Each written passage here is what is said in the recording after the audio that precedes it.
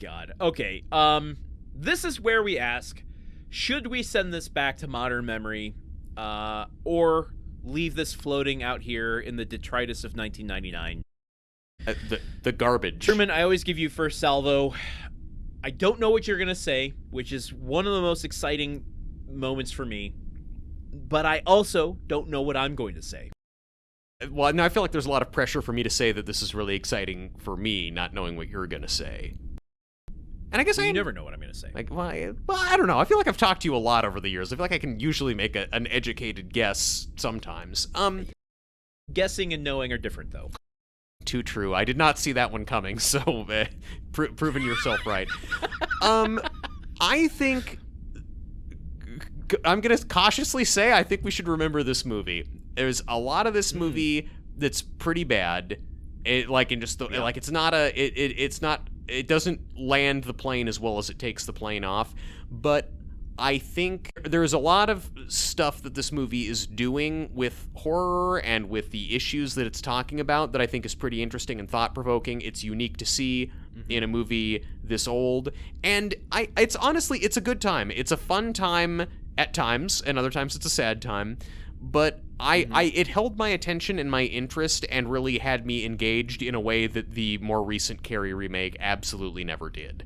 So I'm going to say remember it, and I'm also going to say be careful watching it. Just, there's a lot of rough stuff going on in here. What do you think? Should we send it back? I am going to say we send this back. When I was watching it, it made me so uncomfortable in a way that I'm like, I don't ever want to watch this again. But I thought about it a lot, and I think that it's important to maybe keep this around.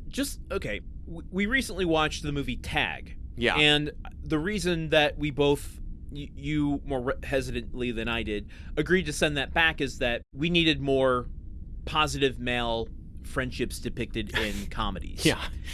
And I think we need to really put a spotlight on especially movies of this time that are actually commenting on rather than amplifying the shit that this movie is depicting. Yeah.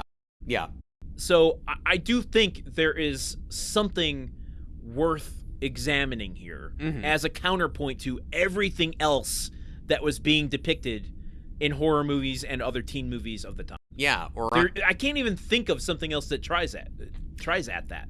I mean, I'd like to think about what Tim the Toolman Taylor would say if he watched this movie. Like, how would he interpret some of these scenes of the football players? Like, them all shaving their heads. Would he just be rocking back and forth in his seat going like, oh, yeah, oh, that sounds awesome. Oh, let's go shave our heads. I don't know. When I was thinking about all that sociological research I was doing, part of me was like, well, that's kind of what Home Improvement was filling, the vacuum that it was filling. You know, complain all you want to about Tim the Toolman Taylor and the whole aggressive thing. It never really shirked its duties from fatherhood. No, you know, we true. can argue about its depiction of masculinity, what that role model was. Yeah. But the whole idea of male initiation was one of its mission statements. Fair. And that's a good point. Tim Taylor is always there for his sons in a way that I don't think Zachary Ty Bryan in this film could never be an extension or an evolution of Brad from Home Improvement. No, this is a really good point. And well, Tim Taylor harbors a lot of misogynistic opinions and says a lot of misogynistic stuff. I guess there's never really a sexualized nature to it or an objectification of women. He's always like, you know, he's primarily all about Jill, and he has a lot of opinions about how women behave, but there is none of this, like, notch in the bedpost, like, women are just slabs of meat behavior from him. If anything, he seems more just sort of, like, confused by women because they are not sexy cars.